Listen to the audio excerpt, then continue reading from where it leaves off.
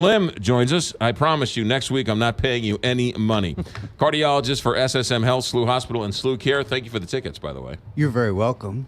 Money's not going to me. The St. Louis Fire Department Foundation will be the recipient. The recipient. Very This nice. is the foundation that supports the St. Louis firefighters and emergency medical workers. One of the busiest fire departments in the country. The foundation is set up to provide them with needed equipment and training and supplies that aren't furnished by their principal budget through the city. And what's the name of the fire department? St. Louis Fire Department Foundation. There you go. All right, good. Nice. Yeah, we made a nice little wager. No points. I don't know why I took that deal, but Michigan was favored by 19, won by 74, I believe. One would have thought you would have lost by the points too. That's a good point too. All right, fair enough. It wasn't good for the Big Red. Hopefully there will be brighter days ahead. It was actually a beautiful campus. Thanks for the tickets. You're very welcome. It really was. Michigan fans, I will also say this. Michigan fans couldn't have been any nicer. Rolled out the red carpet for the Husker fans. So it was a good time I was had by all. Very good. All right, what is a MitraClip? What is that? Yeah, so while you were celebrating in Michigan Stadium, Yes. I was out in San Diego, and we had one of our big conferences of the year called TCT, or Transcatheter Therapeutics. And the biggest study that was presented there was and it was called the COAPT study, which utilizes this special new catheter, which is placing a MitraClip onto a valve. What that is, that's your question. So basically it's putting a metal clothesline clip onto a heart valve to prevent it from leaking non-surgically. So I do this through a catheter. You can be on the cath lab table, not open in a big open heart surgery. We can put 1, 2, 3 clips on a valve.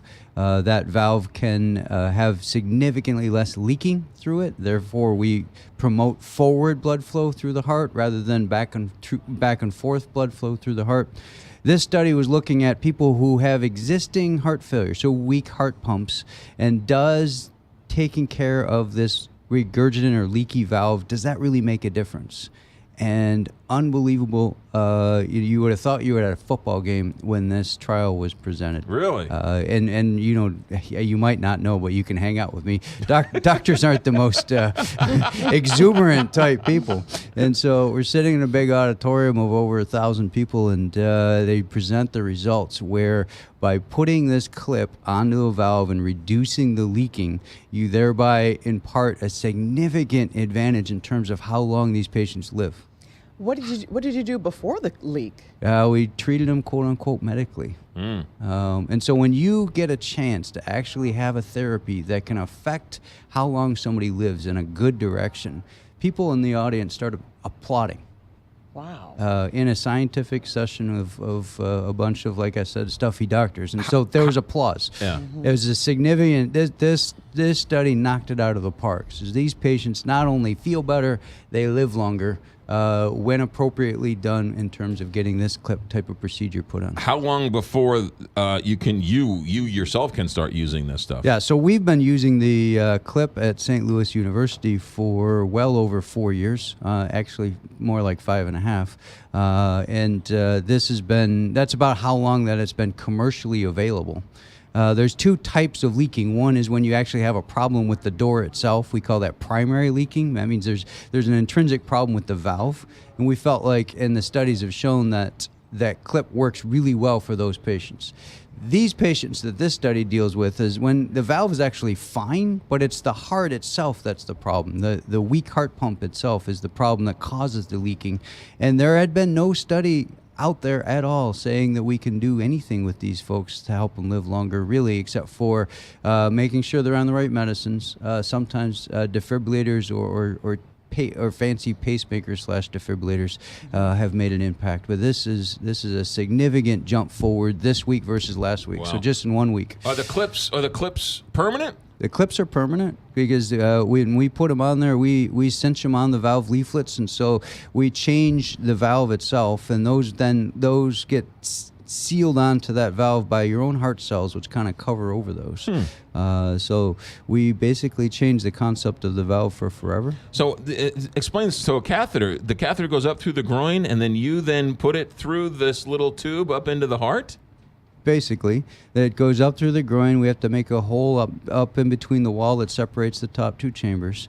It's a decent-sized tube, so it's about the size of my pinky. Yeah. Through there, we insert the special catheter, which has the clip. And the clip is it's closed, and we have some knobs on the back of the clip. We can then bring that clip across the valve, open that up. So we open up the arms, pull that back, and cinch that against where the valve leaflets are, and close that when we get a grasp onto those valve leaflets. It's like science fiction. The first time I saw it, about a decade ago, I thought it was science fiction. I thought, there's no way that we can do that. There's no way. The valves, because the biggest difference, with two big differences between open heart surgery and putting on a clip. One, we don't make the big incision, so we're not directly looking at what we're dealing with. We're looking at it on a screen. Two, when they do the open heart surgery, heart's not moving.